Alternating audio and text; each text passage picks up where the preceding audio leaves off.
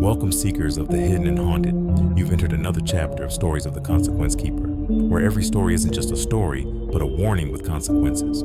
Because when we uncover the forgotten, sometimes something uncovers us.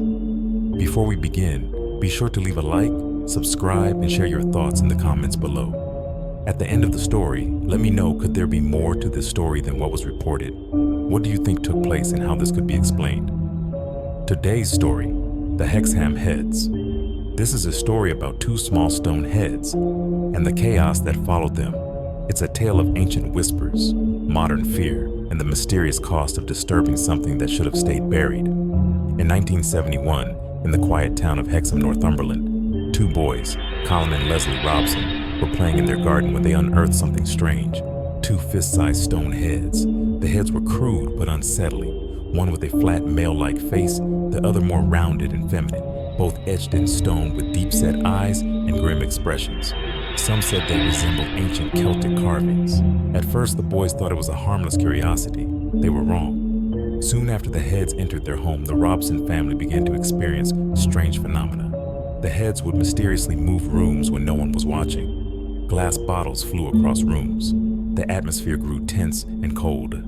Next door, things turned darker. The Dodd family, neighbors of the Robsons, reported their own disturbing experiences. One night, a young boy's hair was yanked by unseen hands. His mother, Nellie Dodd, awoke to a horrifying sight. A half-man, half-goat creature silently walking out of her house, not running, not vanishing, just leaving. The heads were passed on to Dr. Anne Ross, a respected Celtic scholar. She studied the figures from her home. Almost immediately, her family reported similar disturbances: phantom animals, cold winds, shifting shadows. She too saw a large dark half-wolf, half-man-wolf-like creature inside her home. Although feeling terrified, she was compelled to follow the creature until it disappeared in the back of the house. Dr. Ross would later report her teenage daughter came home from school and was shocked to see the described creature coming down the stairs. Like her mother, she was compelled to follow the creature until it disappeared in the back of the house. Dr. Ross believed the heads could be Celtic death charms, objects tied to ancient rituals. Dr. Ross would share the stone with colleagues, but just as researchers began to investigate more deeply, the heads would suddenly disappear during testing. Gone. No explanation, no recovery. The whereabouts remain a mystery till this day. A man named Desmond Craigie came forward, claiming he made the heads for his daughter, offering to replicate them, but his story didn't match.